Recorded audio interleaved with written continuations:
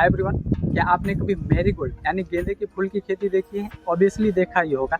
तो मैं पूछूं कि वो किस लिए किया जाता है, तो आपका जवाब आएगा कि इनकम गेन करने के लिए। ये बात सच है, लेकिन क्या आपने कभी इस प्रकार की, ये जो मैरीगोल्ड लगा हुआ है, इस प्रकार की खेती देखी है?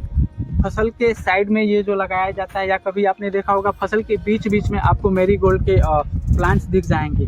तो ये किस लिए लगाया जाता है? तो आपका जवाब आएगा कि ये सुंदरता के लिए लगाया जाता है। तो क्या यह केवल सुंदरता के लिए लगाया जाता है या इसके पीछे भी कोई साइंस है? तो आज हम इसी पे बात करेंगे। देखिए, इसके दो मुख्य रीजन है। पहला क्या होता है कि ये जो प्लांट्स होते हैं, मैरीगोल्ड के प्लांट्स होते हैं, इसके रूट से एक केमिकल, नेचुरल केमिकल रिलीज होता है, उसको बोलते हैं अल्फा टेरेथिनाइल। वो क्या करता है कि मिट्टी में एक हार्मफुल जीव पाया जाता है जिसको बोलते हैं निमाटोड्स।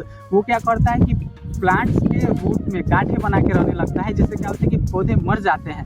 तो इसके पौधों से, मैरीगोल्ड के पौधों के जो रूट होते हैं, उससे अल्फा टेरेथिनाइल नाम का जो रसायन रिलीज होता है, वो क्या करता है, निमाटोड्स के अंडे और लार्वा को मारता है। तो पहला लाभ ये है। दूसरा लाभ क्या है कि ये जो मैरीगोल्ड्स हैं, ये ट्रैप क्रॉप के रूप में काम करता है। अब ट्रैप क्रॉप क्या है मैं बताना चाहूँगा कि ये ट्रैप क्रॉप वो क्रॉप होती हैं जो मुख्य फसल के साइड में लगाई जाती हैं, और जो इंसेक्ट वगैरह आते हैं वो मुख्य फसल जैसे मिर्ची, चना, टमाटर या फिर ब्रिंजल, इन सब पे न जाके इसकी खुशबू और सुंदरता को देखते हुए इसी पे अट्रैक्ट हो जाते हैं। तो वो क्या होता है कि इंसेक्ट से प्रोटेक्ट करता है, कि सारे इंसेक्ट वगैरह इसी पे अट्रैक्ट हो जाते हैं, आपकी मेन क्रॉप बची रहती है।